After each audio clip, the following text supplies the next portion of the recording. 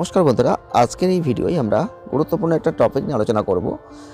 Already আপনারা অনেকেই অবগত আছেন যে রাজ্যে একটা ভাইরাস কিন্তু মাথাচাড়া দিয়েছে, সেটা হচ্ছে নিপা ভাইরাস। আর এই নিপা ভাইরাস নিয়ে একটা উদ্বেগ কিন্তু প্রত্যেকের মধ্যেই রয়েছে। আজকের এই টপিকে, আজকের এই ভিডিওতে আমরা আলোচনা করব এমন কিছু লক্ষণ আছে যেগুলো দেখে আপনারা সতর্কতা হবেন এবং কিভাবে এই সংক্রমণটা আপনি এড়িয়ে চলতে পারবেন। এই নিপা ভাইরাস থেকে আপনি যে দূরে থাকবেন কিভাবে সম্ভব, কি দেখেই বা বুঝবেন যে এই ভাইরাসে আপনি আক্রান্ত হয়েছেন।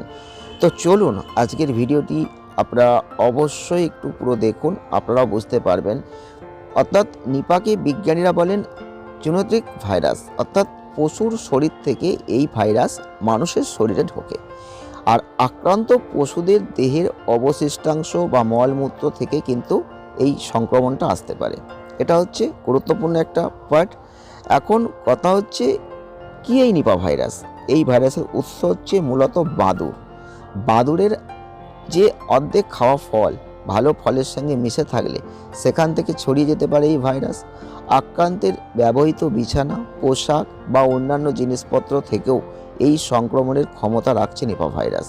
অর্থাৎ সাধারণত ভাইরাল জ্বরের মতো যে উপসর্গ, এটা হলে নিপা ভাইরাসের মৃত্যুর হার 50 থেকে 60%। আক্রান্তের রোগ প্রতিরোধ ক্ষমতাই তাকে সুস্থ করতে পারে। সে যত দ্রুত রোগ ধরা পড়বে সেটা অত্যন্ত জরুরি, কারণ পশুর শরীর থেকে এই ভাইরাস মানুষের শরীরে ঢুকছে। আক্রান্ত পশুদের দেহের অবশিষ্টাংশ মলমূত্র থেকে সংক্রমণ ছড়াচ্ছে। এখন ভাইরাসটা সংস্পর্শে আসার দেখবেন 3 থেকে 14 দিনের মধ্যে উপসর্গ শুরু হবে। প্রথমে জ্বর, মাথা ব্যথা, সাধারণ কষ্ট থাকবে, যাকে সাধারণত আমরা ফ্লু বলে থাকি। কিন্তু এর সঙ্গে যদি রোগে আরও আচ্ছন্ন হয়ে যান, ভুল বকা শুরু করেন, কাউকে চিনতে না পারেন, যত তাড়াতাড়ি সম্ভব উপযুক্ত পরিষেবা আপনাকে দিতে হবে, তাকে হাসপাতালে ভর্তি করতে হবে।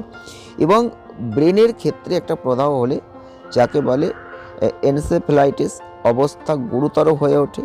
রোগের প্রথম দিকে অনেকে শ্বাসকষ্ট হয়, এদের থেকেই রোগ বেশি ছড়িয়ে যায়। সেজন্য রোগীকে আলাদা করে রাখতে হবে, সতর্ক থাকতে হবে সেবা কর্মীদের। তা না হলে অবশ্যই রোগ ছড়ানোর ভয় বেড়ে যাবে। তো অবশ্যই বলবো, জ্বর, মাথা ব্যথা, পেশির যন্ত্রণা, বমি ভাব, এই সাধারণ ভাইরাল ফিভারের লক্ষণ কিন্তু রয়েছে নিপা ভাইরাসে। নিপা ভাইরাস খুব দ্রুত শরীরে ছড়িয়ে পড়ছে। 5 থেকে 6 দিনের মধ্যে একজন রোগী কোমায় পর্যন্ত চলে যেতে পারেন। ফুসফুসের সংক্রমণ হলে মৃত্যুও কিন্তু এখানে ঘটে যেতে পারে, তাই সেই দিকটাই খেয়াল রাখতে হবে। নিপার কিন্তু কোনো এখনও টিকা আবিষ্কার হয়নি। আর রোগ নির্ণয়ের ক্ষেত্রে বলবো, সাধারণ পরীক্ষায় নিপার সংক্রমণ কিন্তু ধরা পড়বে না। তো এক্ষেত্রে খুব ক্রিটিক্যাল একটা প্রবলেম, তাই আক্রান্তের কোনো থুতু, লালা, মূত্রের নমুনা বা সেরিব্রাল স্পাইনাল ফ্লুইড থেকে নিপা ভাইরাস চিহ্নিত করা হবে। তাই এই বিপজ্জনক ভাইরাস মোকাবিলা করতে অবশ্যই আপনাকে নিজেকে সচেতন রাখতে হবে। মাঠে ঘাটে পড়ে থাকা ফল আমরা অনেক সময় খেয়ে ফেলি, সেটা খাওয়া যাবে না। বাজার থেকে ফল কিনছেন, সেটা ভালো করে দেখে কিনতে হবে, কোথাও ফুটো ফাটা আছে কি না। এবং মাংস বেশি সময় ধরে রান্না করে আগুনের তাপে জীবাণু মেরে দিয়ে খেতে হবে, ফলে জীবাণু বা ভাইরাস ঘটিত রোগের হাত থেকে আপনি তাহলে রেহাই পাবেন। এই জায়গাটা আপনাকে কিন্তু মাথায় রাখতে হবে, অর্থাৎ খুব সতর্ক থাকতে হবে। এখন রোগ ঠেকাতে আপনি কি করতে পারেন? যেখানে রোগ হয়নি সেখানে সাধারণ ভাইরাস সংক্রমণ ঠেকাতেই যেসব নিয়ম আপনাকে মেনে চলতে হবে, যেমন পরিষ্কার পরিচ্ছন্ন স্বাস্থ্যকরভাবে থাকতে হবে, নাকে মুখে হাত দেওয়ার আগে, খাবার খাওয়ার আগে হাত ভালো করে ধুতে হবে, এগুলো মানতে হবে। তবে যেখানে রোগ হচ্ছে সেখানে তার সঙ্গে আরও কয়েকটা নিয়ম আপনাকে মানতে হবে, যেমন শুয়োরের থেকে সব রকম দূরত্ব বজায় রাখতে হবে, সমস্যা না মেটা পর্যন্ত ফল খাওয়া বন্ধ করতে হবে, ঘর পরিষ্কার পরিচ্ছন্ন রাখতে হবে, সুসিদ্ধ খাবার খেতে হবে, রাস্তাঘাটে বেরোনোর সময় মাস্ক পরতে হবে। তো এইগুলো আপনাকে কিন্তু অবশ্যই করতে হবে। যারা রোগীর সেবা করবেন তাদেরও মাস্ক পরতে হবে, হাত ধোয়ার ব্যাপারেও বেশি সতর্কতা রাখতে হচ্ছে।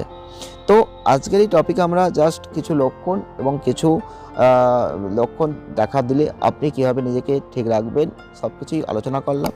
নেক্সট ভিডিওয় আরও কিছু আসবে, সঙ্গে থাকুন, ভালো থাকুন।